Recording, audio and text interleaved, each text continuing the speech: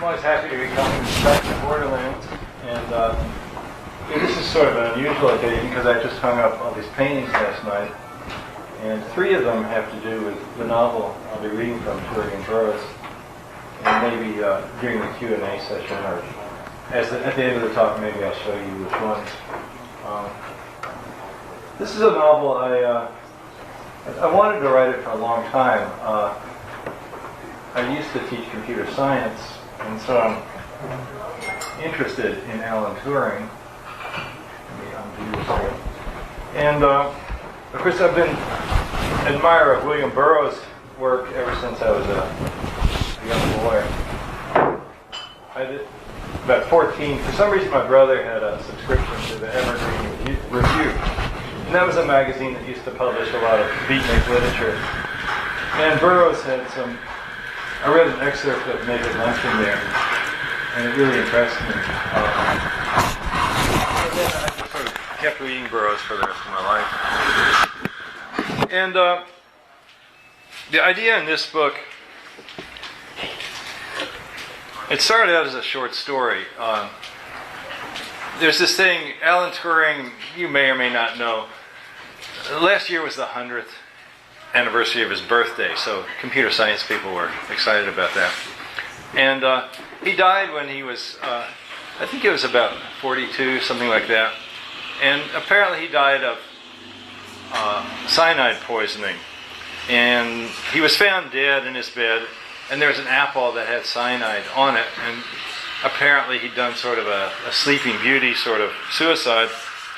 But there's always remained the possibility that it was he was assassinated by the British secret police, because well, there are 2 things. He knew a lot of important secrets, because he had been one of the main people involved in this huge code-breaking effort in World War II, which at that time nobody even knew about it. It was just still secret. It was to crack the Germans' Enigma code that they used to communicate with their submarines. And the other thing was that Turing was a homosexual. And he was completely out about it.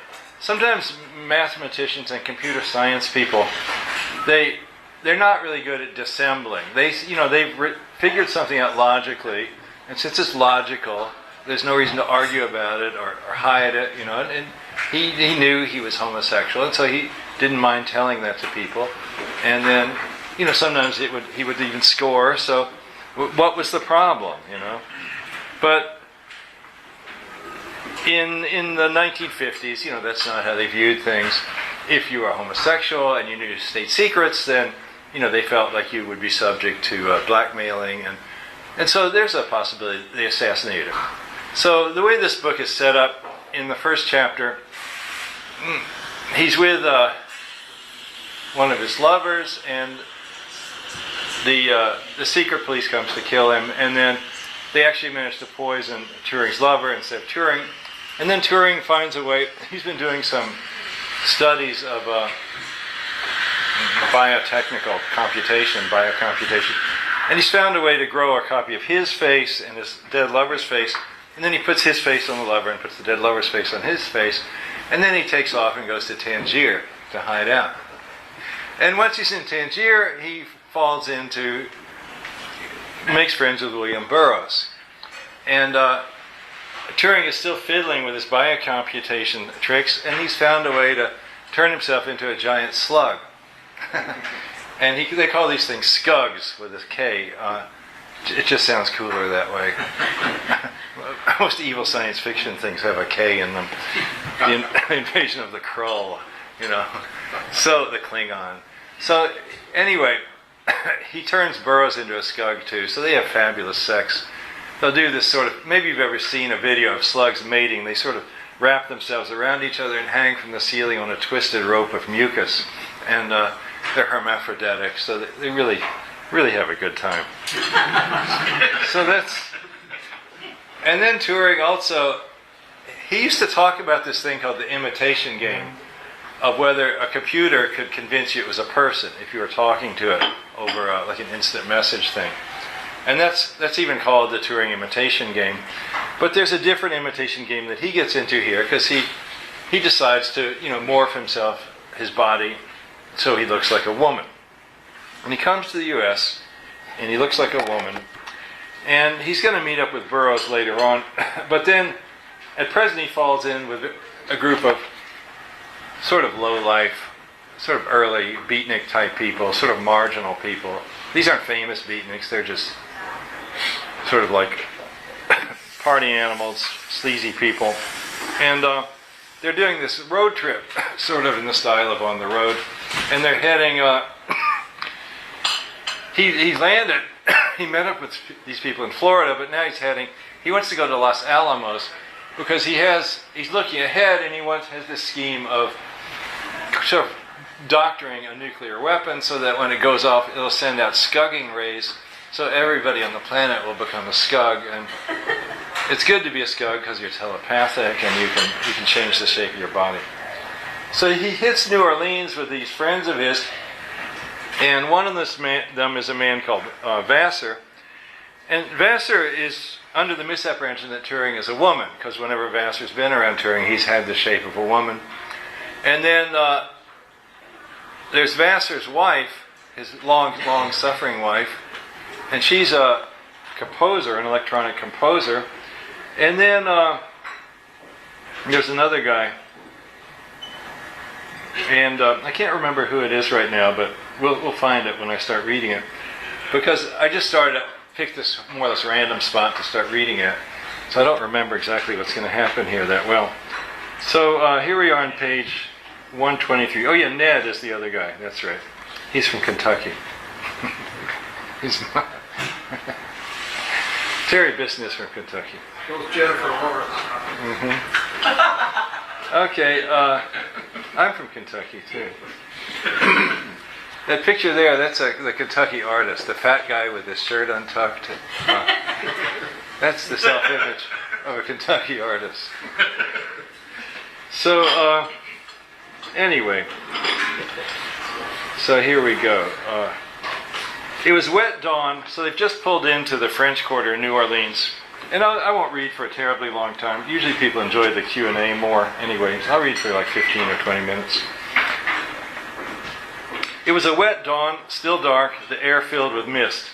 They were in the French Quarter, among two-story buildings, very human in scale, with ironwork balconies supported by slender columns. A few of the town's legendary bon vivants were passing by, only now making their way home. A lean man with a cyst the size of a golf ball on the side of his face was singing the pop song that Alan had heard in Madeira, Earth Angel. He moved his hands as if he were swimming the breaststroke, dancing his way home. A gray-haired man in jeans and a billed cap was loading an 8-foot wooden cross into the back of his pickup truck, his night's preaching done. The cross bore the insignia Repent along its crossbar, the letters red and smeared. At the end of the block, a silky-voiced pitchman was cozening people into an upstairs after-hours bar. "That's Zachary, isn't it?" said Susan. "This is the building where we stayed, remember, Vassar? We had this wonderful room on the ground floor facing the garden and back. A little paradise. Hey, Zachary, brother Squonk." "Square and root," said Zachary, a dark-skinned, well-knit man with tight curls. "It's Susan Green and Vassar Lafia. What you got for me, Vassar?" "Smoke off the boat," said Vassar, "straight from the Sultan. Can we get the room by the garden?" "The love suite," said Zachary, "vacant as of an hour ago. The night's dark suck and push is done. It's a spang new day. Feed my head and go to bed." "Enjoy," said Vassar, passing Zachary a lump of hash. "Can we score some sandwiches from upstairs too? Muffatellas? Is the kitchen open?" "I'll order 2 for you," said Zachary, examining Vassar's offering. "And a 6-pack of Regal Lager," continued Vassar. "Ned and I don't drink alcohol," put in Alan. Now, keep in mind, Alan looks like a woman right now. "Me either," added Susan. "Most of the time. Ginger ale for the others and Regal Lager for me," amended Vassar. "I'm on a spree." "We'll see," said Zachary, pocketing his hash. "Still playing with the acousmatics, Susan?" That's what they used to call electronic music. Acousmatics, Susan? "Feed my ears. What's the latest?" "Bulldozer at the dump," said Susan, in her flat, title-reciting tone. "Wrong supermarket. What it's like to be dead. Orgasm anyway. God waters. I brought them all. She makes them mostly by collaging together found sounds. This afternoon we'll jam. Your tape, my sax, and Nebuchadnezzar with this monstrous bass. Maybe Long John on the drums. Welcome to the Chateau La Pompe, you all. The room was sizable and well used, with overflowing ashtrays, empty bottles, and an enormous unmade bed. A door opened onto a dim garden, faintly green in the burgeoning dawn. Feeling awkward, Alan found a trash can and tidied up.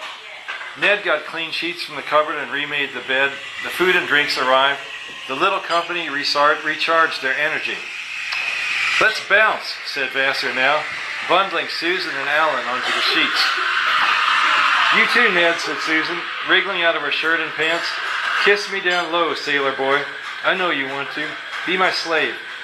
"Susan, I don't know if," began Vassar, his voice suddenly thin and righteous, even though himself was jiggling Alan's large bare breasts. "In for a penny, in for a bound," said Susan, like Abby says. So now they got into it, side by side. Vassar began hungrily pushing into Alan with short, quick thrusts, just like they'd done aboard the steamer they'd ridden across the ocean. Alan reveled in the sense of being so easily penetrated, and Vassar had good staying power. Meanwhile, Susan straddled Ned, rocking against him, had an orgasm, and switched to riding his cock. Sorry. Vassar kept looking over at Susan. He was aroused and somehow wistful.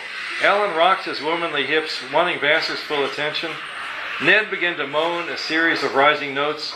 Pulling into rough sync, the four of them rushed the summit in unison. Kaboom! In the charged silence that followed, Susan slid off Ned and began kissing Alan on the mouth, thrusting in her tongue. He rather enjoyed this. Susan's antic creativity almost made up for her being a woman. Meanwhile, the overheated Ned, empowered by his scug, grew stiff again. He mounted Susan and plunged into her again. "That's my wife," protested Vassar at this point, "not some hired party girl." "Oh, hush, Vassar," said Susan, her voice tight and fast. "I'm into this now. Ned's the man." She let out a ragged laugh. "Let's yodel like we're in the Alps." "I said it's enough," snarled Vassar. He sat up and shoved Ned so hard that the taller man rolled off the bed onto the floor. "Time to zap you," said Ned, weary and annoyed. He swarmed across the bed with his limbs like the bluntly flexing arms of a starfish. He elongated a finger and drilled it into Vassar's forehead, scugging the man on the spot. See, if you're a scug, you can poke somebody and turn them into a scug as well. So it's like, the aliens converting people. Where Vassar had been all knotted aggression a moment before, now he was languidly draped in a posture of noble ease. Ned withdrew his finger, the hole in Vassar's brow healed over, and the drops of spilled blood sank into his skin. Susan, shocked silent by Ned's assault, now found the breath for a scream. Ned abruptly scugged her as well, hooking his thumb into her temple. Perhaps Alan could have intervened and stopped Ned, but he didn't care to. He was too fascinated by watching the situation unfold. And by now he was fully behind the scug's cause. A moment later, Susan had healed over too. The four of them were in deep contact. That is, their scug-sensitized brains were exchanging subtle, phase-modulated electromagnetic waves, telepathy. Alan focused on Vassar, his rough-cut dreamboat. Vassar was in his own world, staring at his hands, bending his fingers in odd ways, unsystematically exploring the qualities of his altered form. His inner mind was more oddly organized than Alan had realized before. The man's flashes of wit emanated not from chains of reason, but from surreal juxtapositions. A pair of images would collide and stick, and that would be the next thing that Vassar said, heedless of any precise meaning. And then somehow a meaning would emerge. He had a great ability to turn off his inner filters. What Vassar thought, Vassar said, and Alan could now perceive more clearly than before, Vassar was somewhat unsure of himself. He knew full and well that, on the world's terms, he was an ineffectual wastrel. Far from glorying in this, he nursed an abiding sense of regret. "Astral radio rates you," Vassar suddenly exclaimed, as if reacting to Alan's not entirely laudatory thoughts. "Astral radio rates you." Instinctively, Vassar now veiled the deeper parts of his mind. "This is wild," he added, playing the rogue once more. "I like how you're staring at my dick, Abby." Abby is what Alan calls himself when he's a woman. We'll grow comfortable with each other's inner ways, said Alan. It would only be a matter of minutes till Vassar saw down into the sexual secrets in Alan's mind. For now, Alan turned his attention to Susan, who was gazing at Ned with a sea of stories in her eyes. Susan's mind reminded Alan of when, as a boy, he'd creep into his mother's closet with its clutter of veils and feminine armatures, a place of mysteries. In Susan's head, sinuous melodies and sprung rhythms mingled with remembered voices and ambient noises, the slam of a door, a cough, the burbling of a percolator. Everything was in flux and under revision, as in some tootling cartoon landscape where every object joins in a communal jig. Susan was nothing like so blithe as he thought. Her psyche housed countless icons of how she had at various times imagined herself to appear from the outside. Her every utterance was a bravura performance to be pondered and stored. Her seeming opinions were to some extent in quote marks, embroidered on samplers, in mock serious knotty pine frames. Her actual opinions were harder to discern. "It's okay, isn't it?" Ned was saying to Alan aloud, "that I scugged them?" "We're four strange bedfellows," said Alan. "But yes, we need a team if we're to spread the scugs worldwide." "Complete global mastery, huh?" said Vassar. "Am I on board?" "Oh, sure. Can I be, the Duke of Jersey City?" "And I'm the Duchess of Queens," added Susan. "Royal mutants on the prowl." Saying this, she twisted the last word into a musical tone and warbled the sound up and down, her voice velvety. She stretched her arms like boneless tentacles, wrapping the four of them in a group hug. "All friends now? Even though you guys have destroyed our lives?" "I hope this doesn't wear off," said Vassar. "I can stop even pretending to look for a job." "We'll change the world forever," said Alan. "Whoa," said Vassar, still sorting out the fresh scraps of data he was finding in Ned's and Alan's brains. "You're the same loser, Ned, who was on the ship? And hold it, the Abbey thing was a drag act? I've been boning a man?" "I'm not even William Burroughs," said Alan. "I'm Professor Alan Turing from Manchester." "You might as well wear your real faces, boys," said Susan. "Let us see how you look." Yes, Alan was dead sick of his imitation games. With a sudden flicker of his will, he was once again wearing his original Alan Turing form, the first time since Christmas morning in Tangier, and Ned was back to looking like he had on the ship. "Alan, not Abby," said Susan softly. "Quite handsome. The timid Prince Charming awakens from his spell. And Ned, you look even better this way." "How do you feel, Vassar?" asked Alan. I don't suppose you'll love me now?" "I'll still run with you, big guy. I've got no problem with queers, but..." "You'll find the great right man, Alan," said Susan. "Vassar isn't the right man for anyone. He's a stopgap measure, even for me." Still naked, she cocked a roguish eye at her husband. "And now that I can keep his complete record of mortal and venial sins..." "I like seeing your brains insides too," interrupted Vassar. "It's like I've made it into my teenage girlfriend's lacy bedroom with the picture of a horse on the wall." "We'll get all snuggly and lovey-dovey. What do you say? A new leaf?" "I can be cozy if you treat me right," said Susan. "I've always gotten a thrill from you, Vassar. You know that." She turned to Ned, who was rubbing against her leg. "Back off, cad. I don't even know you." "My dear wife," said Vassar. He yawned and sagged. "Curl up with me, Susan, and we'll zonk some Z's. I feel like I've just had brain surgery. Or something." "I'm perky," said Susan. "Jazzed." "Oh, I'm for a snooze too," said Ned. "Let's merge in a mount. This'll be good for you, Vassar and Susan. Alan can pass you a wetware upgrade to take off the rough edges." Alan hung back, feeling himself on the outside once again. He feared that none of these three people would ever want to make love to him in a human way. "Oh, stop feeling sorry for yourself and merge with us, Alan," exclaimed Ned, sensing his friend's thoughts. "This won't be mere sex," Ned added for Vassar's sake. "It'll be scugger conjugation. Very intense, very good for you. Alan is improving his metabolism all the time, and he'll share what he's got.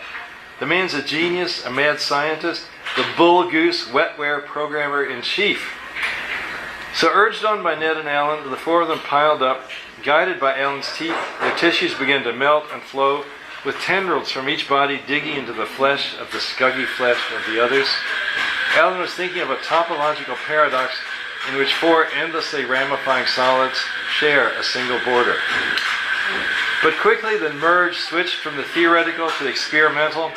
In some ways it was like sex without being focused on the genitalia. They seep